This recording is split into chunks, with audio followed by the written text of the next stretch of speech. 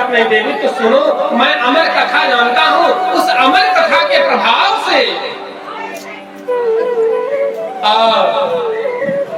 मैं अमर हूँ।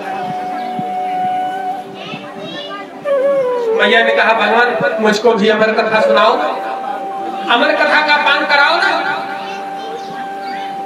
मैं बता रहा हूँ आप लोगों को कि ये भागवत का महात्मा का जो प्रथम श्लोक है ये कहाँ से लिया गया, ध्यान देना।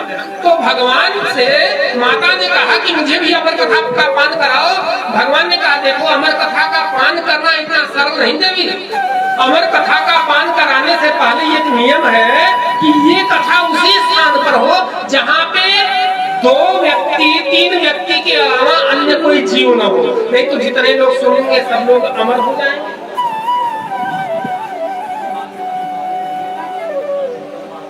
मैया ने कहा कि कोई बात नहीं प्रभु, अगर आप चाहोगे तो सब कुछ संभव है। इसलिए अब आप अपनी योग माया का विस्तार करो और ऐसा कुछ करो इस कैलाश पर्वत पर, इस जो है हमारे कैलाश की भूमि में कोई भी जीव जागृत अवस्था में न रह जाए और आप हमें अमर कथा का पान कराइए। भगवान ने देखा अब ये देवी मानने वाली है नहीं, तो भगवान ने अपनी योग माया का विस्तार किया। जितने जीव थे सब वहां से कैलाश के बाहर हो गए।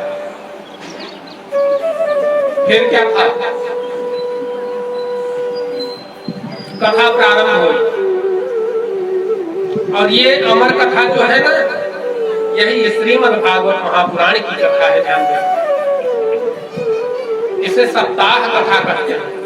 सप्ताह ज्ञान यज्ञ है, ये यही अमर कथा है। इसको सुनने के बाद आप सुनेंगे इस कथा में कई लोग अमर हो गए। माता पार्वती को भगवान देवादिदेव भोलेनाथ ने भी कथा प्रारंभ की सुनाना। और प्रथम दिवस चला, द्वितीय दिवस चला, तृतीय दिवस चला, चतुर्थ दिवस चली कथा और पता चला दोपहर तक तो कथा हुई। और दोपहर के बाद माता जी का अच्छा नियम क्या हुआ, भोलेनाथ की और माता के बीच में जो है एक समझौता हुआ कि देखो देवी मैं कथा तभी तक करूंगा जब तक आप हुंकारी भरते हो। आप हुंकारी भरना बंद की तो मेरी कथा बंद, इसलिए हुंकारी भरनी पड़ेगी। मैया ने कहा ठीक है। तो बाबा जब कथा करने लगे तो आप बीच बीच में होता है ना, कहानी जब हम लोग बच्चों को सुनाते हैं तो होता है, तो ऐसे माता जी करती रहती थी। और एक दिन क्या हुआ, दोपहर के बाद की कथा जब प्रारंभ हुई तो मैया को धीरे से नींद लग गई, मैया सो गई। और भगवान की कृपा, भगवान की मर्जी, भगवान की इच्छा से क्या होता है कि भगवान भोलेनाथ जिस वृक्ष के नीचे बैठ करके कथा कर रहे थे उसी वृक्ष में एक कोटरा था। कोटरा को आप समझते होंगे, खोखला। कोई कोई जब पुराने वृक्ष होते हैं तो उसमें बीच में खोखला बन जाता है, जैसे कोई काट करके उसमें सुरंग बनाया हुआ हो या कुछ। उस कोटरे में एक सुए का, तोते का अंडा पड़ा हुआ था। कथा के प्रभाव से, इस अमृत के प्रभाव से उस कथा जो है अंडे में विस्फोट हो जाता है अंडा और उसका सुख सावक बाहर आ जाता है, तोते का बच्चा बाहर आ जाता है। तोते का बच्चा कथा सुन रहा है, सुख सावक कथा सुन रहा है। और सुनते सुनते उसने देखा माता जी को तो नींद लग गई। अब भोलेनाथ कथा को बंद कर देंगे, इसलिए अब हमें कुछ करना चाहिए। तो सुख सावक ने स्वयं हुंकारी भरनी शुरू कर दी। बोलो वृंदावन बिहारी लाल। शाम की कथा संपन्न हुई, माता जी तो सो गई थी, सुख सावक हुंकारी भर रहा था। भोलेनाथ ने जो कहा बोलो वृंदावन बिहारी लाल की, तो माता जी ने तो जयकारा की नहीं, भोलेनाथ ने स्वयं जय की। तब तक मैया की नींद खुली। अरे दोपहर की कथा लेकर के बैठ गई। भगवान आप अमुक कथा के बाद हमको बताइए क्या हुआ। भगवान ने कहा देवी अभी कुछ क्षण पहले तुम हुंकारी भर रही थी और दोपहर की कथा पूछ रही हो, क्या बात है। मैया ने कहा नहीं प्रभु सच बताऊं मुझे नींद लग गई थी इसलिए आप दोपहर की कथा। भगवान ने कहा कथा को अब छोड़ो, ये हमारे और तुम्हारे अलावा इस गिरी कंदरा में भगवान ने जब आंख बंद करके ध्यान लगाया तो देखा कि पीठ के पीछे, ध्यान देना, पीठ के पीछे वृक्ष के कोटरे में, खोखले में एक सुख सावक बैठा हुआ है। वो हुंकारी भर रहा था। भगवान ने कहा कोई बात नहीं, ये जो श्रीमद् भागवत की कथा है ना, सबको सुनने का अधिकार है। ध्यान देना,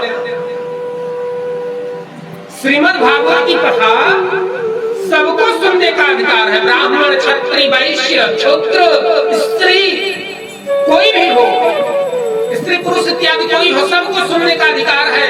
लेकिन ये श्रीमद् भागवत महापुराण केवल 2-3 लोगों को सुनने का अधिकार नहीं है। 2-3 प्रकार के लोग ऐसे हैं, 2 प्रकार के लोग जिनको सुनने का अधिकार नहीं है। आप कहोगे गुरुजी कौन कौन है? तो ये मैं नहीं कर रहा हूं, भागवत में स्वयं लिखा है 2 लोग तो विशेष रूप से नहीं सुन सकते। पहला कौन?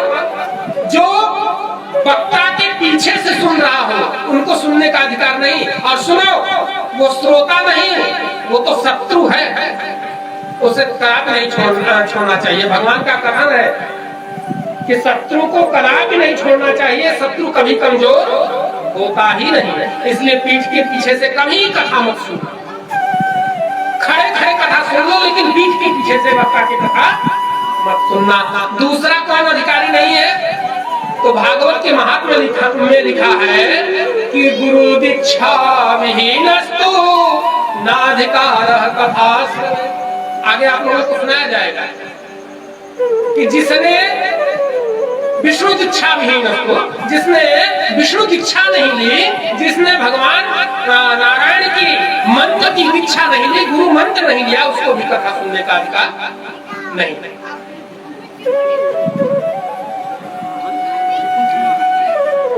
अब आप लोग क्षमा करिएगा अगर कोई नहीं लिया है, तो ये तो नहीं कहूंगा कि आप लोग ले लो, लेकिन मैं नहीं कर रहा हूँ, व्यास जी ने लिखा इसलिए आपको बता रहा। ऐसा ना सोचना कि कल से हम नहीं जाएंगे, गुरुजी मना कर रहे हैं। पैरास्टामोल की गोली खाओ, दर्द है तो काम करेगी, नहीं है तो फिर कुछ तो काम करेगी, कहीं तो जाएगी, इसका असर कहीं जाएगा। कथा सुनोगे तो कहीं कुछ तो लाभ होगा। तो कहते हैं भगवान ने कहा नहीं, तुम पीठ के पीछे से कहा सुन रहे थे, इसलिए दुश्मन हो। और दुश्मन को कभी कमजोर नहीं समझना चाहिए, दुश्मन को कभी छोड़ना नहीं चाहिए। भगवान भोलेनाथ ने अपने त्रिशूल को उठाया और उस सुख सावक के पीछे दौड़ गए मारने के लिए, लेकिन वो तो अमर कथा का पान कर चुका था ना। वहां से उड़ा और उड़ते उड़ते उड़ते उड़ते उड़ते उड़ते संज्ञाप्रास आश्रम में पहुंचा। संज्ञाप्रास आश्रम में भगवान वेद व्यास, संध्या का समय था, संध्या के लिए बाहर जा रहे थे कुटिया से, और उसी समय माता वेद व्यास की पत्नी, जिनका नाम बीतिका बताया गया है, देवी भागवत में उन्हीं माता बीतिका का नाम अरणी बताया गया है। तो माता बीतिका या अरणी जो भी समझ लो, माता बीतिका तो जम्हाई आ रही थी, वह सुत सावक सीधे उड़ते हुए संज्ञाप्रास आश्रम में माता बीतिका के मुख के रास्ते सीधे ऊपर में चला गया। अच्छा ये बताओ, जो उदर में शिशु चला जाए तो क्या होगा? गर्भस्थ हो गया ना, गर्भ में धारण हो गया माता बीतिका की। शंकर जी भगवान भोलेनाथ बाहर आए, ओ व्यास अपनी पत्नी को बाहर निकालो, तुम्हारी पत्नी को मार करके मैं अपने शत्रु का जो है विनाश करूंगा, शत्रु को मारूंगा। भगवान वेद व्यास जी ने जो है बड़ी अच्छी बात कही, भगवान मैं अपनी पत्नी को बाहर तो कर दूं, लेकिन हे देवादिदेव भोलेनाथ, आपको 3 पाप लगेंगे।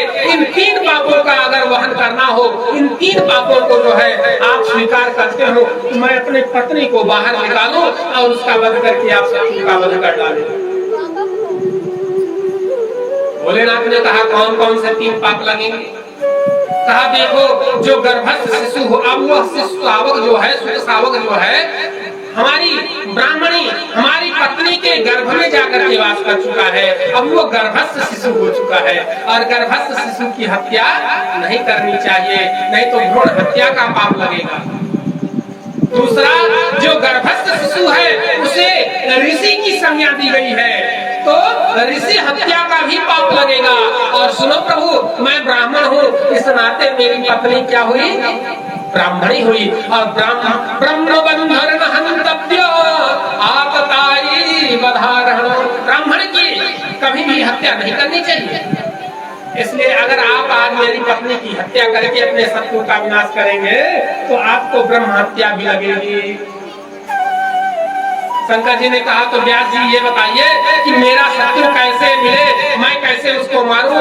वेद व्यास जी ने कहा, भगवान वेद व्यास जी ने कहा कि कोई बात नहीं भोलेनाथ, कभी तो ये बाहर आएगा।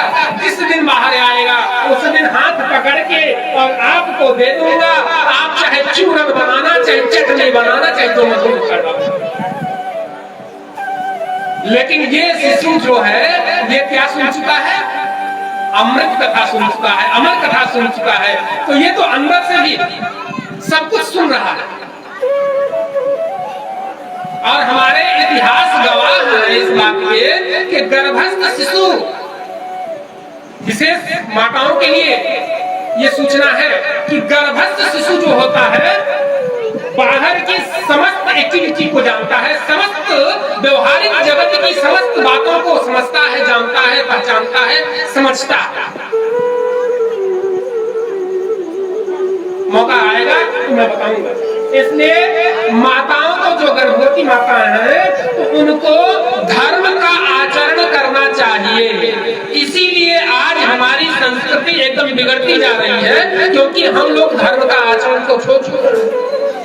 रात के 1 बजे, 1:30 बजे, 2 बजे तक जो है फिल्म देखी जा रही है, मार काट, छिनैती, चोरी इत्यादि इत्यादि। तो फिर वही प्रभाव बच्चे पर जा रहा है और वह बच्चा जब जन्म लेता है तो संसार में यही करता है। आप इस कथा में ध्यान देना, कई ऐसी कथाएं निकलेंगी जिनमें गर्भस्थ शिशु या जन्म लेने के बाद जो संस्कार होते हैं, इसका मानव जीवन पर कितना असर पड़ा है आप कथाओं में सुनते चलिएगा। वह शिशु गर्भस्थ होकर के सुन रहा है, उसने ये मन में बिठा लिया मुझे बाहर नहीं निकलना है। चलो व्यास जी महाराज मुझे जो है भगवान भोलेनाथ को सौंप देंगे तो मैं बाहर ही नहीं निकलूंगा, तो व्यास जी मुझे सौंपेंगे क्या? और उसी गर्भ में आसन लगा करके, पालथी मार करके वह शिशु जो है परब्रह्म परमात्मा का ध्यान करने लगा और वहीं पे उनके नाम उच्चारण करने लगा। माता के गर्भ में कितने दिन शिशु रहता है? 9 महीने। अगर 10 महीना रह जाए तो कोई बात नहीं, चलो 1 साल रह जाए तो, हमारे इतिहास में 1 साल वाले भी कई लोग, चलो देखा जाएगा 1 ही वर्ष हुआ। लेकिन अगर 12 वर्ष रह जाए तो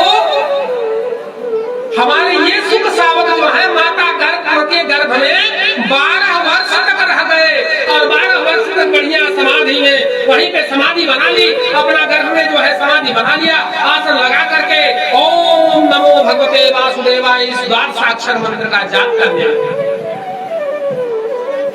और सुनो, जाप इतना तेज ध्वनि से होने लगा अंदर ही बैठे बैठे कि बाहर तक आवाज आ रही है। एक दिन व्यास जी महाराज माता वेदिका के अपनी पत्नी वेदिका देवी के सामने बैठ गए और हाथ जोड़ करके उस गर्भस्थ शिशु की प्रार्थना कर रहे हैं, कह रहे हे पुत्र तुम बाहर आओ, अरे तुम्हारी माता को बड़ा कष्ट हो रहा है। 9 महीने तो माता गर्भ में जब रखती है तो कितना कष्ट भोगती है। 9 महीने जो माँ अपने गर्भ में शिशु को धारण करती है, देखो कितने कष्ट झेलती है। और जो 12 वर्ष रह जाए तो सोच लेना उस माँ के कष्ट की क्या अनुभूति होगी। जब इस तरह से प्रार्थना करने लगे, हे पुत्र तुम बाहर आओ, तुम्हारी माँ को बड़ा कष्ट हो रहा है, तो और अपने दिए हुए वचनों को भूल गए, पुत्र मोह में आकर के इस तरह से प्रार्थना कर रहे हैं। उसी समय क्या होता है, प्रसव वेदना उठती है और भगवान भोलेनाथ की कृपा, नारायण की कृपा ऐसी होती है कि माता वेदिका के के गर्भ से वह सुख सावक मानव स्वरूप में बाहर आता है और जैसे ही धरती पर गिरा, ध्यान देना, जैसे ही धरती पर गिरा तो न नाल छेदन की जरूरत पड़ी, न मार काटने की जरूरत पड़ी, न वस्त्र पहनने की जरूरत पड़ी। वह 12 वर्ष का बच्चा तत्काल वन की तरफ भाग गया। और वहीं पे बाबा व्यास जी महाराज को ये याद आ गया कि ओहो मेरे साथ ये घटना घटी थी। तो उन्होंने लिखा यम प्रव्रजन्तम निपेतम उपेत कृत्यम द्वैपायनो विरहता तरयाजुहा। जिसका कोई संस्कार नहीं हुआ है उसके पीछे वो वन की तरफ भगा जा रहा है और उसके पीछे द्वैपायन वेद व्यास जी महाराज, अरे हे पुत्र रुक जा, अरे पुत्र रुक जाओ, तुम्हारे वन गमन का समय नहीं है, रुक जाओ, ऐसा करते हुए चले जा रहे हैं। तो पुत्रेति तन्मयतया तरवो भिनेदो, पुत्र में इतनी तन्मयता हो गई कि पुत्र भी वह सुख सावक जो आज सुखदेव के रूप में जो है परिणत होकर के बाहर जा रहे हैं, उनको भी वृक्षों के रूप में जो है प्रकट होकर के और जवाब देना पड़ा, उत्तर देना पड़ा। हे पिताजी, कौन किसका पुत्र और कौन किसका पिता, न जाने कितनी बार आप मेरे पिता बन चुके हो, न जाने कितनी बार मैं आपका दादा परदादा और पुत्र बन चुका हूँ। इसलिए इस पिता पुत्र के संबंध को मत भूलो और जाओ, मुक्त हो जाओ, घर अपने आश्रम के जाओ।